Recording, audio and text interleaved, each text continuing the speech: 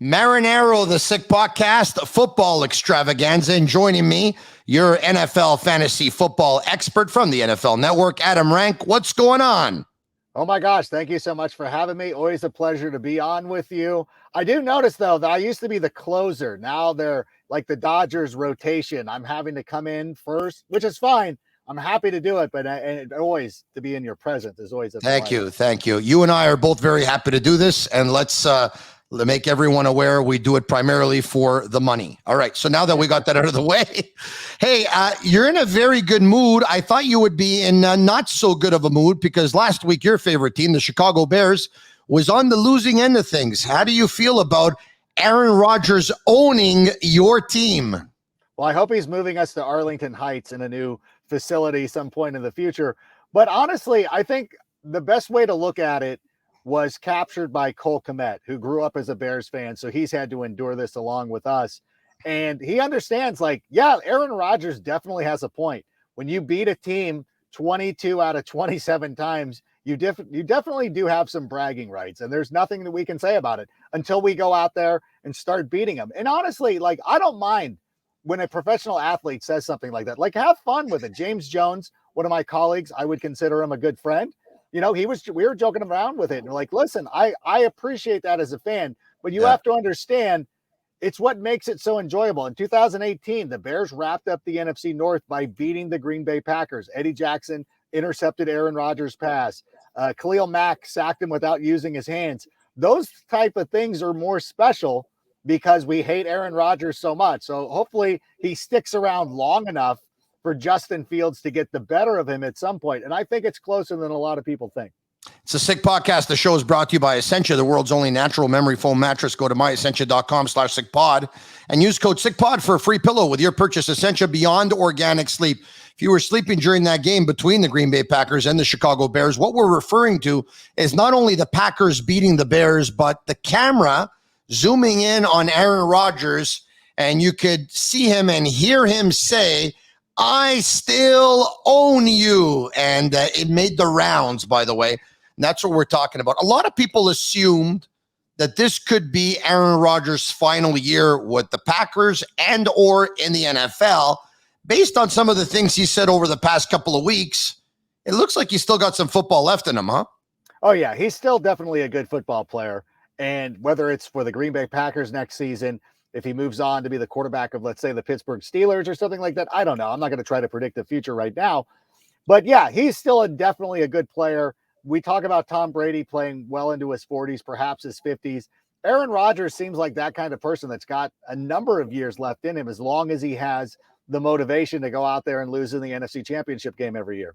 Oh, I'm sorry. Did that slip out? I don't mean to sound salty or anything. You're a naughty boy, let me tell you. All right, so every week there are teams that are off on the bye week, of course. But there's teams this week that have put up an awful lot of points and have played some pretty exciting football. The Bills coming off a loss, the Cowboys coming off a big win, the Chargers coming off a loss, but still always very exciting. How does that affect your fantasy football? It's bye-ageddon, as we're referring to it, because there's very good teams on a bye. I have a team that has Josh Allen, Austin Eckler. I stacked Josh Allen with Stephon Diggs because I thought I was going to be very clever. And I also had picked up Mike Williams. So I'm like, I might as well just take the loss because otherwise I'm going to be spending all my time going through the waiver wire. But the good news is there's a number of quarterbacks, at least, that are going to be available to you that are very good. Matt Ryan, is coming off a bye week, and he's played pretty well. That's one of the things that this year he got off to that slow start with the Arthur Smith offense. But over the last couple of weeks, he's had at least 2 touchdown passes in his last 4. He's coming along. Kyle Pitts is starting to show some of the ability that made him a top 5 pick this season. Calvin Ridley, we're waiting for him to break out, and Cordero Patterson. So we're getting some reinforcements back. And again, like Tua Tagovailoa had a nice game against Jacksonville last week. Yeah. Good matchup against the Atlanta Falcons, who are a top 5 or who have allowed a top 5 quarterback in 3 of the last 5 weeks. So there is some help, but it's like playing Tetris in a way. Yeah. We're trying to work the jigsaw puzzle, picking up players. and the tight end position's a mess. So there's a lot of things going on. My nephew Alex was at that game, by the way, in London, England. My nephew Alex from Montreal, Quebec, Canada, who is a big soccer fan, so decided to go to England for 8 or 9 days to catch 3 games in the Premier League, 1 Champions League game. And while he was putting together his itinerary and arriving on the Sunday morning, one of his buddies said to him, hey, you know that on the Sunday night, the NFL is in London, so he decided to buy a ticket and go to that game as well. It's a pretty nice trip, huh? That is one of the best trips that I could imagine. Like outside of like working in St. Andrews or something, I don't think that you could have a better trip to the UK. Yeah, my nephew Alex Mangano is definitely living the way we dream. All right, okay. You mentioned something about your fantasy football pool. Josh Allen, quarterback, Stephon Diggs. Is that a strategy that you actually use? Because I've used that before. You go with the quarterback, you go with the wide receiver, or go with this way, when one is getting points, nobody else in the pool can get points off the other guy. So you kind of maximize in that way. Is that usually a strategy that you use? There is. When I stack players like that, it's very difficult, though. Let's use the Josh Allen, the Stephon Diggs one. That one's been a little bit more difficult this season because the Bills have done a really nice job of spreading the ball around. We've seen Dawson Knox, who is going to be out for a couple of weeks with that broken hand, but he's really established himself. Cole Beasley, Emmanuel Sanders have both been active in the passing game. And as a matter of fact, when Stephon Diggs caught that touchdown on Monday night, it was his second touchdown pass of the season. He actually tied his brother, Tre'Davious White, the cornerback for the Dallas Cowboys, in touchdowns on the season. So that one's not been working out. But there are a couple other stacks that I like coming into the year. Love the Josh Allen, Stephon Diggs. I was getting Justin Herbert, but I was finding it impossible to get Keenan Allen. So I was drafting a lot of Mike Williams. That's probably been the best one so far because Mike Williams has been so great, especially early on in this season. And another one that was sneaky, and I know that our producer will love this one. I really liked having Ryan Tannehill paired with Derrick Henry because those are the only 2 guys who get rushing touchdowns for the Tennessee Titans. Derrick Henry obviously had 3 touchdowns on Monday night, best running back in the game by far. And Ryan Tannehill added a rushing score as well. So it's kind of a nice, that to me was like a sneaky little stack. It's risky, but I still find myself doing that an awful lot. Any of the players that Adam brought up, if you want to pick up their jersey, sportbuffshop.com for all of your officially licensed sports apparel and our sick merchandise, by the way, use code SICK15 for 15% off on all of their items. You just brought up Derrick Henry. He was a catalyst, of course, on Monday Night Football. He picked up 3 touchdowns. What a machine. We knew already how strong he was and how good he was going into the game. But I saw you post on social media that it'll be 2029 by the time people consider Derrick Henry as the first overall pick in fantasy football. Why do you think that is? And do you think he's deserving of that right now? You know what? Honestly, a lot of people love to talk about regression. They just don't want to believe that people can be great in back-to-back years. And Derrick Henry, to me, and if you're in the United States and you watch the NFL Network commercials, there's a clip of me when they do the fantasy show where I'm like, this is not a normal human being. I was talking about Derrick Henry because a lot of times during the days, especially during the off season, players will come into the studios. And one time this legitimately happened. In the distance, there was a large human being. And I'm like, oh, I wonder what lineman is here today. And then I get up close to him. He turns around. It's Derrick Henry. And you're like, this is impossible. Like this, I cannot imagine getting in the way of this human being while he's running full steam. Like I don't understand how people ever tackle him. Like he's incredible. And you saw how fast he runs. There's other guys, like no disrespect to some of the other guys. You're like, okay, like if I had to get in the way of Andrew Hawkins, I would do it. I wouldn't like it, but I would do it. Derrick Henry feels like that would be a business decision every time that I would just avoid him. And until we have physical evidence that he's not going to be able to do it, I think that he should be considered the top pick every year in fantasy until he decides to hang it up. Well, I don't know about that, but I'll tell you this. After watching the images of his off-season workouts, either running up the hill or in the gym, pushing weights the way he does, I think this guy's the baddest man on the planet. Easily. Oh, yeah. I don't think there's anybody that could compare to him right now.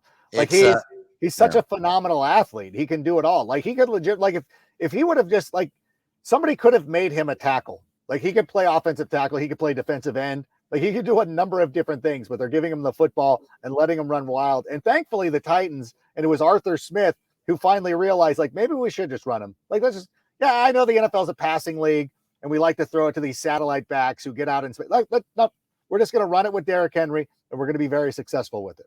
There's a lot of people that thought the Buffalo Bills would beat the Tennessee Titans last week because the Tennessee Titans don't have a very good defense. Right. Their offense is very good. I understand that. But I want to ask you about Tennessee this week against the Kansas City Chiefs. What do you think? Last week, you made the rounds on social media as well. I was the only guy of our group who picked the Tennessee Titans to win that game. We loved it. I know Cash loved it as well. This week is a little bit different. I think Kansas City, and I know Cash loved Kansas City last week, and I'll be interested. I'm going to be listening to what he says about this. But the one thing that we see in the NFL week to week is when these good teams have these emotional wins, it's very difficult to reach that energy level the following week. And I think the Kansas City Chiefs are in a mode right now where they're kind of in a win, like must-win situations. They're looking up at the Chargers. They're looking up at the Raiders. They need to go out there and have a statement win, which seems weird. We didn't walk into the season thinking this was going to be a statement type of game for the Kansas City Chiefs. But here we are. And I think that I think it's going to be a very close game. I think the Titans are very good. They're going to win the AFC South. I think there's no doubt about that. But I really do believe that this is going to be a game that the Kansas City Chiefs win. Okay, very quickly, if you can, in about 30 seconds, give me your must starts for this week and maybe a sleeper or two. Well, we do love Matt Ryan. I think you got to get him into your lineup.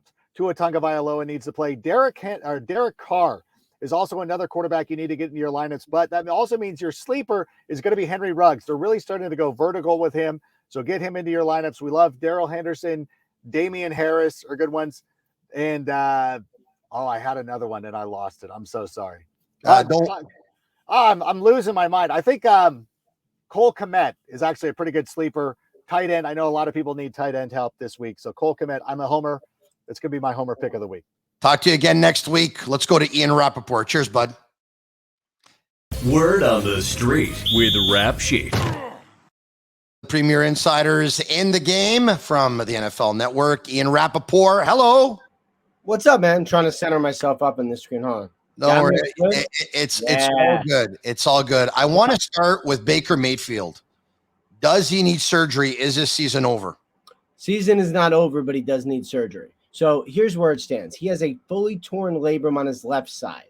He is obviously a righty, so he's not going to play in the Thursday night game, which is not a surprise. To go from Sunday to Thursday is really just too quick of a turnaround, right? I mean, there's things you can do rehab-wise, but it sounds like it's sore. Sounds like it's really tender. It's swollen. Just not quite able to come back fast enough to be able to play.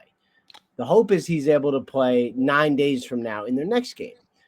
But after the season, because of the torn labrum, because of the instability, because of the shoulder popping back in and out, he needs surgery.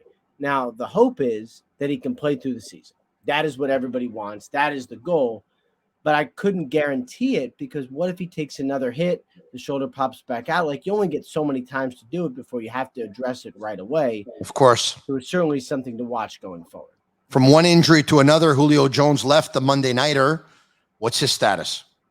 I would describe him as, pretty much up in the air. I would say in doubt, because for Julio Jones, and he's had several of these hamstring injuries over the years, and last year was limited because of a hamstring injury. I think only played 8 or 9 games.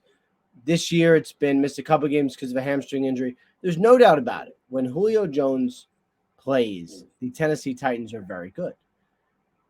It's just a matter of him playing, and availability has been one of the things. And there's no disrespect to Julio at all. He just hasn't really been on the field. So, I would say it's a frustrating situation, but you hope it's not something that's a long-term issue.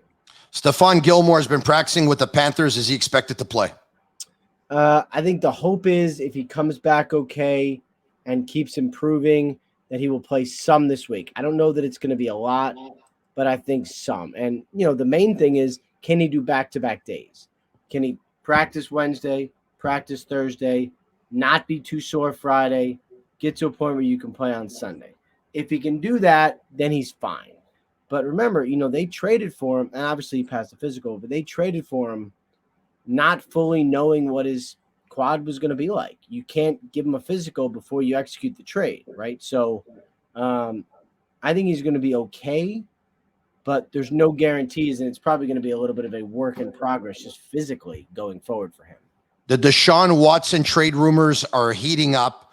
Where is he going to go, Ian, and why? We'll see if he goes anywhere. I know there was a lot of rumors and certainly a lot of discussion and chat over the past couple of days. People were talking about all sorts of stuff. There was 3-team trades being tweeted about. Tua's going here, Watson's going there. I don't know that any of that's happening right now. I haven't sensed anything imminent at all with Deshaun Watson. I mean, it's people, sides are talking, but there's also the civil matter, there's the criminal matter, there's his no trade clause, there's the compensation. It's probably one of the most complicated situations you could ever imagine. So I can't say right now that something definitively is happening. I know there's interest. I also know the trade deadline is November 2nd. So, you hope something is done and then he can play this season. But I wouldn't guarantee it at this point. A sip of Cherry River Hard Seltzer, only 90 calories, natural flavors, no preservatives, now available in Quebec grocery stores and the beer store. Before I ask you my final question for today, which is, if the season were to end right now, who are your 3 MVP candidates and who is the best of the best and why? All right. We'll start with the big guy who we saw on Monday night, Derrick Henry. How does Derrick Henry not get in the MVP conversation, right? I mean, if you're a running back, I know it's hard. I get it. You're not a quarterback. It's a quarterback award. To me, Derrick Henry should absolutely be there. He is the best player on every field. He's certainly the most valuable player for the Titans, which is supposed to be what the award is about. So I would say, certainly Derrick Henry has a shot. I would say Josh Allen with Buffalo certainly has a shot. I mean, he's their entire offense. He's great. He's dynamic. He is the best player on a really good team. Certainly that would be someone to watch and keep in mind. And then Lamar Jackson. I mean, they've had so many injuries. And probably to me, knowing how these awards work, it's not just who's the best player. It's who had the most impact on their team. They've had so many injuries. They were supposed to have a bad year. Everyone was injured. And then almost like single-handedly, not really, but almost single-handedly, he kind of wills them back and they become on the brink of a playoff team. That is a feather in Lamar Jackson's cap, and I think he's got a decent shot at getting the MVP award. I said it was going to be the last question, but you just opened the door for one more. Why do we forget Tom Brady in this conversation? Like, he's on pace for like 50 touchdowns and 6,000 yards. Is it that we're so accustomed to greatness that we think of Brady and then we think of everyone else? So when we talk about certain subjects, we automatically go to everyone else and we forget about the man? Or am I off base here? No, it's not our fault. It's his fault for being around so long. He's so old. How many times are you going to win it, right? Like, how many times is he? I mean, we know he's very good. I think what happens is he's here and he's awesome and his team's awesome. Everybody kind of moves on. They do the same thing when discussing who the really good teams are. It's almost like the Bucs are kind of just over here to the side, and they're good and they'll win and they'll get in the playoffs and then they'll advance because they probably will. But it's almost like because of Brady partially, we just kind of like overlook or take for granted how freaking good he is. And I did it too. He literally did not enter my mind. You asked me MVP candidates. Brady did not enter my mind one time. Should have. His team's very good, but he's very good too. But I blame him for us overlooking him just because he's been around so long. You're a top 3 MVP every year. We'll talk to you again next week in Rapoport. Take it easy, bud. All right, man. Look forward to it. Look at that smile. It's unbelievable. What $1 million smile. Cheers, man. It's now time to make some money. Money. It's time for Sick Picks. Brought to you by MyBookie. That's right. You can place your bets on MyBookie. Go to mybookie.ag/the Sick Podcast and use code SickPicks to double your deposit. Bet, win, get paid. He's at Run My Bets. That's his handle. He's my buddy Cash. Cash, make me some money, buddy. Make me some money.